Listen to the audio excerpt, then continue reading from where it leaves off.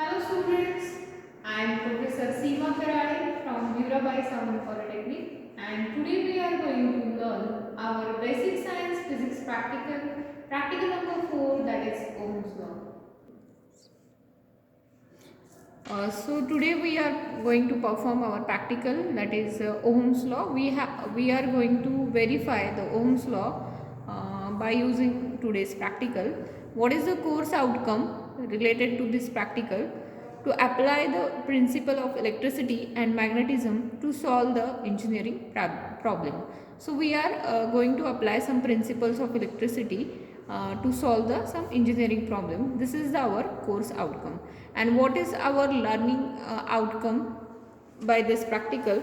That is use of Ohm's law to solve the circuit problem.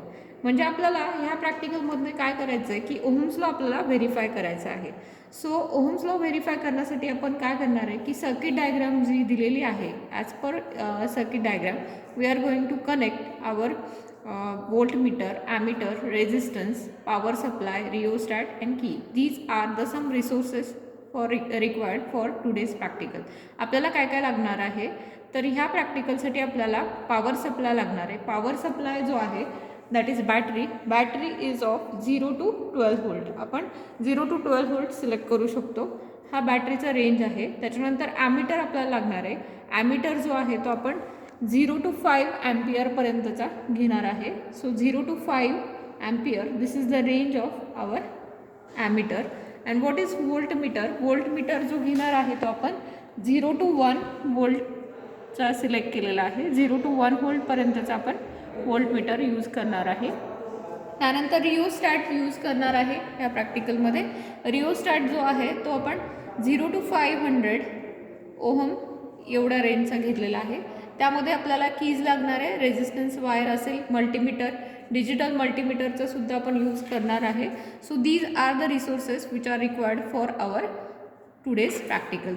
And this is the circuit diagram.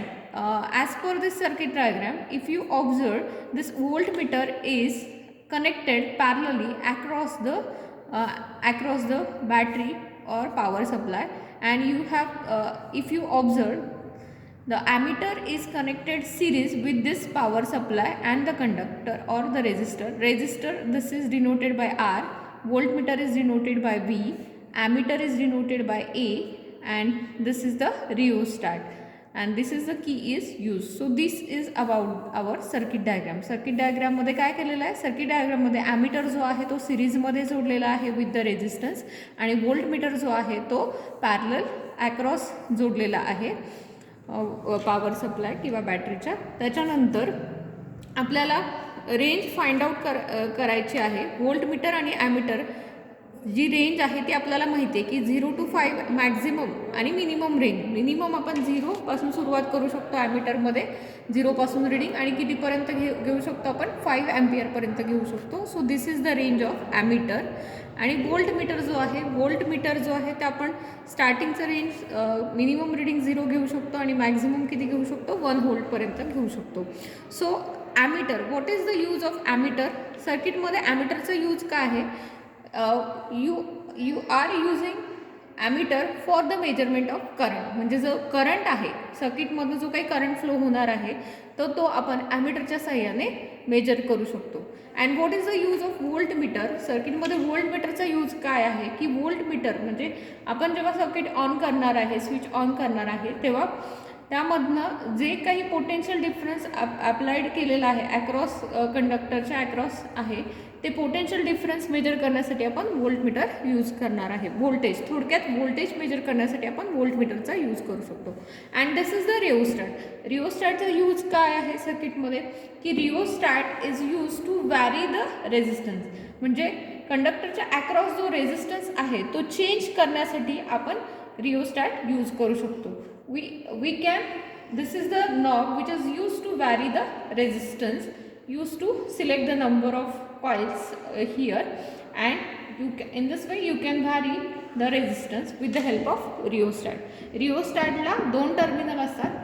हे जे नॉबने आपण very करतो, दिस is the variable terminal, आणि दुसरं जे आहे ते फिक्स टर्मिनल असतं.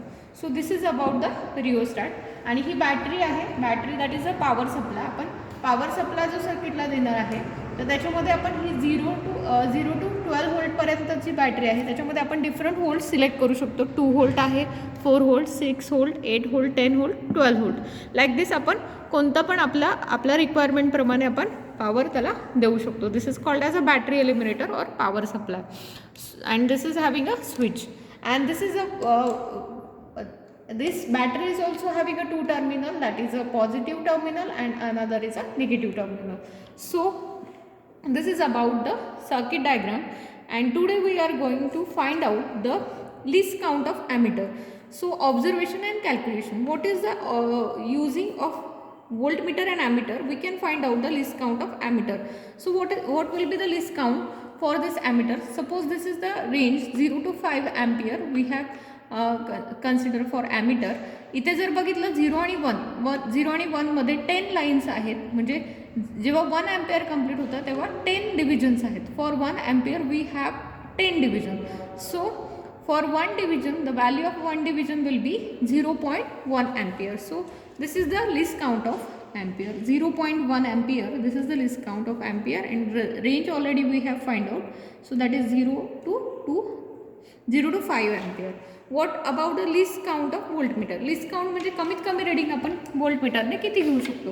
तर इथं बघितलं तर 0 आणि 0.2 आहे. 0 आणि 0.2 मध्ये 10 डिव्हिजन्स आहेत. 10 डिव्हिजनसाठी आपलं रिडिंग आहे 0.2. For 10 division the reading is 0.2 volt. So for 1 division what will be the reading 0.02. So this is the least count of voltmeter. आपण लिस्ट काउंट कसं काढणार की कमीत कमी रिडिंग आपण किती घेऊ शकतो 0.02 व्होल्ट एवढं कमीत कमी रिडिंग आपण या व्होल्टमीटरने घेऊ शकतो. आणि रेंज आपण ऑलरेडी सिलेक्ट केलेली आहे ती व्होल्टमीटरची 0 to 1 व्होल्ट एवढी रेंज घेतलेली आहे.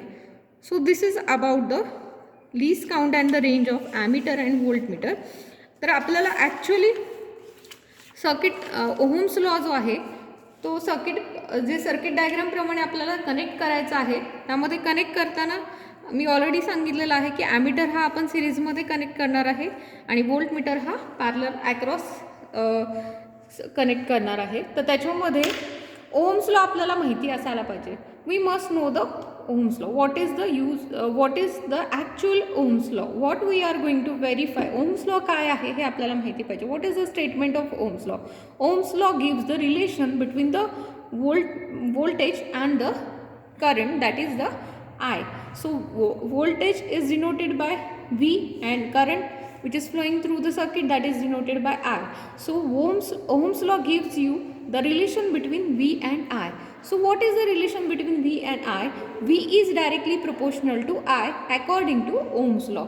That means as you increases the voltage, the current also increases, or as you decreases the voltage, the current also decreases. So this ratio is always remains constant according to Ohm's law. This ratio means the ratio of V and I is always constant according to Ohm's law, and this constant is nothing but the resistance. This constant is nothing but the resistance. So that we are going to verify by. Okay. So today we are going to perform our practical. So this is the Ohm's law kit. आता ह्या Ohm's law किटमध्ये आपण जसं power supply, इथे power सप्लायचं knob आहे positive, म्हणजे बॅटरीचं knob आहे positive आणि निगेटिव्ह टर्मिनल आहे. आपण बॅटरीचं पॉझिटिव्ह टर्मिनल जे आहे ते इथे पॉझिटिव्ह टर्मिनलला अटॅच केलं आहे. Positive is connected to positive and here negative is connected to negative terminal. इथे जे नॉब दिलेला आहे त्याच्या अकॉर्डिंग आपण सर्किट कनेक्ट केलेलं आहे. इथे आपण रेझिस्टन्सच्या अक्रॉस आपण व्होल्टमीटर पॅरलली कनेक्ट केलेला आहे. हा रेझिस्टन्स आहे, दिसतोय तुम्हाला. तर रेझिस्टन्सच्या अक्रॉस आपण व्होल्टमीटर कनेक्ट केलेला आहे. त्याच्यानंतर हे इथं ए दिसतोय, ॲमीटर. ए म्हणजे ॲमीटर आहे. आज आपला जो ॲमीटर आहे तो आपण ॲमीटरचं पॉझिटिव्ह टर्मिनल इथे पॉझिटिव्हला कनेक्ट केलं आहे, निगेटिव्ह टर्मिनल इथे निगेटिव्हला कनेक्ट केलं आहे.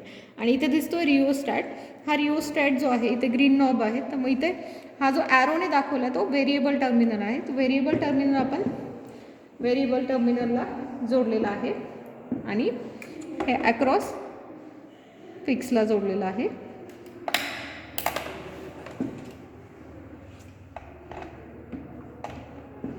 तर आपण रीडिंग घ्यायला सुरुवात करणार आहे. तर ॲक्च्युली आपण ऑब्झर्वेशन, आपण सर्किट ऑन करतो. इथे पॉवर सप्लाय आता बंद आहे, आपण स्विच ऑन करतो. इथे स्विच ऑन केल्यानंतर तुम्हाला लक्षात येईल की आपण जसं व्हॅरी करतो व्होल्टेज तसा करंट पण व्हॅरी होतो. इकडे बघा, करंट मीटरचा नॉब पण व्हॅरी होतो आहे आणि व्होल्ट मीटरचा नॉब पण व्हॅरी होतो आहे. म्हणजे जसं जसं तुम्ही व्होल्टेज वाढवताय तसं करंट पण वाढतो आहे आणि जसं व्होल्टेज कमी करताय तसं करंट पण कमी होतं आहे. आता आपल्याला व्होल्टेज, आता सपोज आपण व्होल्टेज सिलेक्ट करतो आहे 0.02 एवढं व्होल्टेज सिलेक्ट करतो आहे आपण.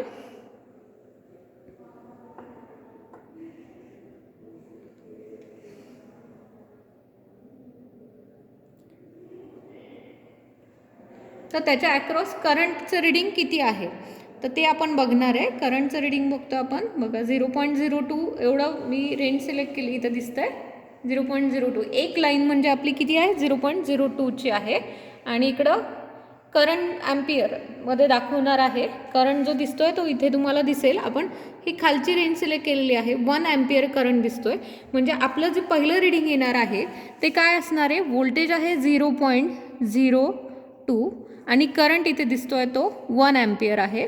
So our reading is voltage for 0.02, current is 1 ampere. आणि जर आपण या दोघांचा रेशो फाइंड आउट केला, सो V अपॉन I, तो रेशो जो येईल तो येणार आहे 0.020 V अपॉन I. कारण 0.02 डिवाइड बाय 1 तुमचं रीडिंग ॲक्च्युली काय येईल 0.020 हा रेजिस्टन्स आलेला आहे. V upon I that is constant and that constant हा नेहमी काय असतो रेजिस्टन्स. रेजिस्टन्स म्हणजे opposition to the flow of current किती आहे ते आपण फाइंड आउट करतोय. त्याच्यानंतर आपण पुढचं रीडिंग घेणार आहे. पुढचं सेकंड रीडिंग आपण घेतोय. आपण व्होल्टेज वाढवतोय. व्होल्टेज वाढवलं आपण, ते व्होल्टेज जे आहे ते आपलं आलं आहे 0.04. दिसतंय तुम्हाला. दुसरी लाईन म्हणजे किती रीडिंग आहे 0.04 हे रीडिंग आहे आपलं व्होल्टेजचं. सो 0.04 व्होल्ट आहे. त्याच्या करंट जो अक्रॉस दिसतोय तो किती आहे 4 आहे. सो तुमचं रीडिंग इथे येणार आहे करंट 2 ॲम्पियर आहे, नॉट 4, इट इज 2 ॲम्पियर. आपण खालची रेंज सिलेक्ट केली, सो 2 ॲम्पियर आहे. मग आपलं जे V आणि I, सो V आहे तुमचं 0.04 डिवाइड बाय 2 केल्यानंतर तुमचा जो रेजिस्टन्स येणार आहे तो 0.020 आहे.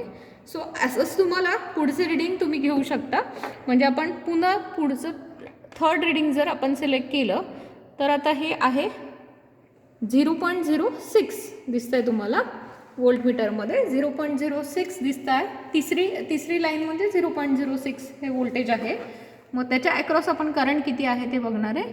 त्याच्या अक्रॉस करंट इथे बघा तुम्ही, करंट मीटर काय दाखवत आहे इथे 3 दाखवत आहे 3. So 3 ampere is current.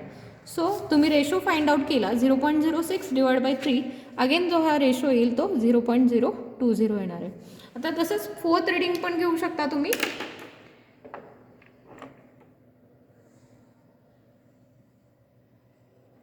तर हे फोर्थ रीडिंग आहे बघा 0.08 दाखवत आहे आणि ते करंट मीटर जो दाखवत आहे तो 4, इथे व्होल्टेज जे दाखवत आहे ते 0.08 आहे.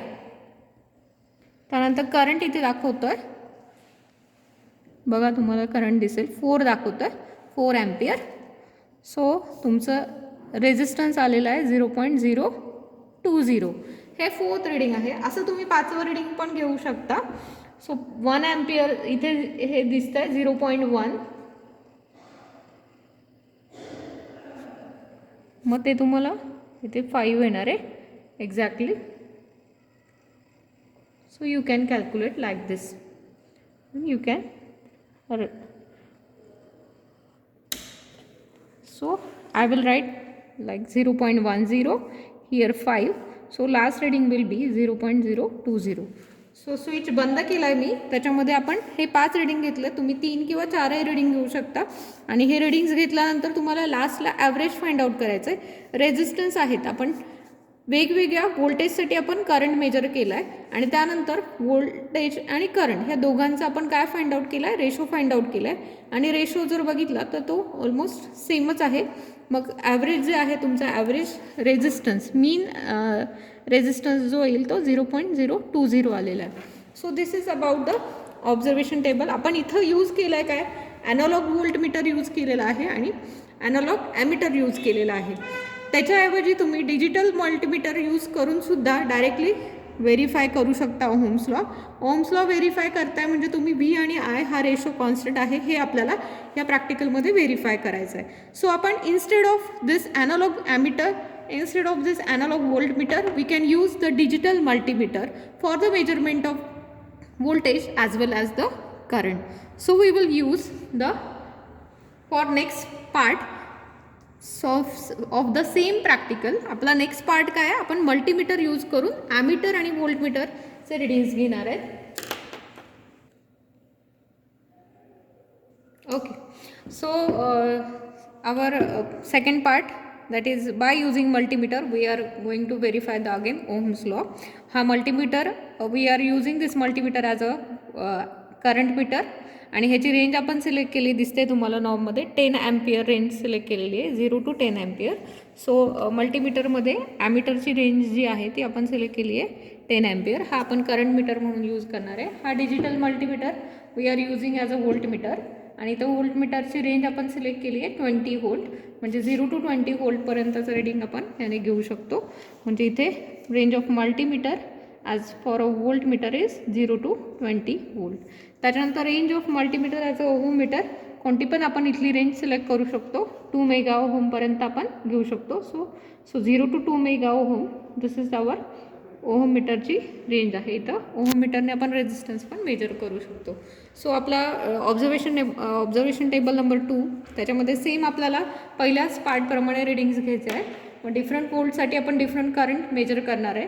सो आता ऑन करते मी सर्किट ऑन केलं. इकडे बघा आपण 2 व्होल्टचं रिडिंग व्हेरी करतो आहे. आता 2 व्होल्ट दिसते तुम्हाला इथे, 2 व्होल्ट 0.02 व्होल्ट आहे. ॲक्च्युली पॉईंट जरा फेंट आहे तरी पण बघा 0.02 व्होल्ट एवढं हे रिडिंग आहे. सो हे जर व्होल्टेजचं रिडिंग आपण व्होल्टमीटरच्या टेबलमध्ये लिहिणार आहे 0.02 व्होल्ट.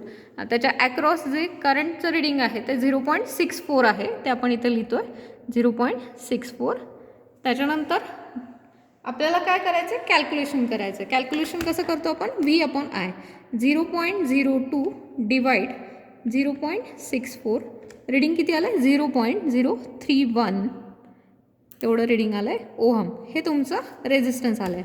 त्याच्यानंतर नेक्स्ट रिडिंग आपण घेणार आहे 0.03 आपण सिलेक्ट करतो, व्होल्ट व्हॅरी केलं. त्याच्यानंतर सिलेक्ट केल्यानंतर बघा 0.03साठी हां ठीक आहे, कॉन्स्टंट यायला हवं. 0.03 आलं आहे इथलं. 0.03 व्होल्ट जे दिसतं आहे त्याच्यामध्ये आता इथे करंट मीटर काय दाखवतं आहे 0.89 रिडिंग दाखवतं आहे. तर हे कॅल्क्युलेशन केल्यानंतर बघा काय येतं आहे 0.03 डिवाइड बाय 0.89 रिडिंग आहे 0.033. हे तुमचं रेझिस्टन्स आला आहे. त्याच्यानंतर नेक्स्ट रिडिंग घेतो आपण 0.04 आपण सिलेक्ट करतो आहे. 4साठी काय येतं आहे बघा 1.21, 0.04 आणि करंट आहे 1.21. कॅल्क्युलेशन करा. कॅल्क्युलेशन केल्यानंतर बघा रिडिंग काय येतं आहे.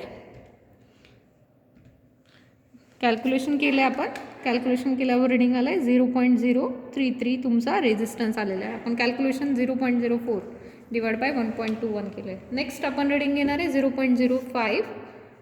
0.05साठी बघा 1.48 येत आहे.